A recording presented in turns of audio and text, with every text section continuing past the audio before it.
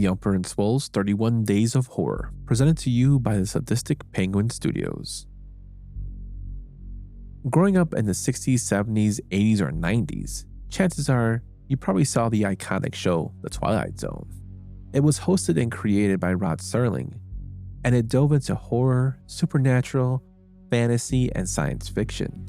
It was a trailblazer for its time. It has since been rebooted in the 80s and in the 2000s, most recently by Jordan Peele.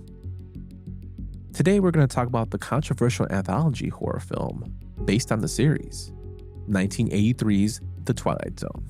Ozzie Smith seems to have vanished off the face of the earth.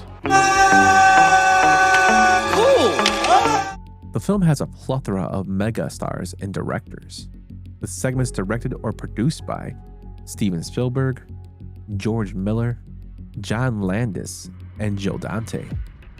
The film also has a great cast in John Lithgow, Dan Aykroyd, and Vic Morrow. The film is a series of segments based on episodes from the series, with a continual running segment of Dan Aykroyd being a monster disguised as a man that only reveals himself when people answer the question if they want to see something scary. Segments include fighting youth at an old folks home, to a child who has powers to manipulate matter, bring monsters to life, or even disfigure or kill someone. Another segment is the gremlin on the plane, another throwback to the original, which happens to be my favorite segment due to the acting of John Lithgow. The timeout segment is the most controversial. It is about a racist man who gets transported in a time where people were discriminated against, him ending up being the person being discriminated against, to see how it really feels due to his racist rants that he gives.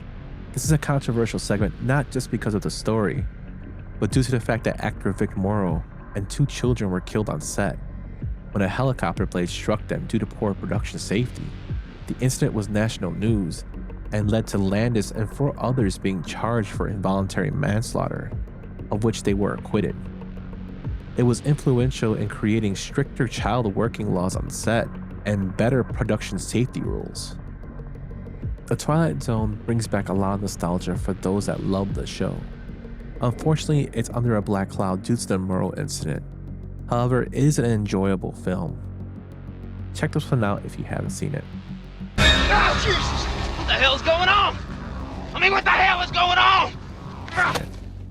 Thanks again for watching, and we'll see you again tomorrow.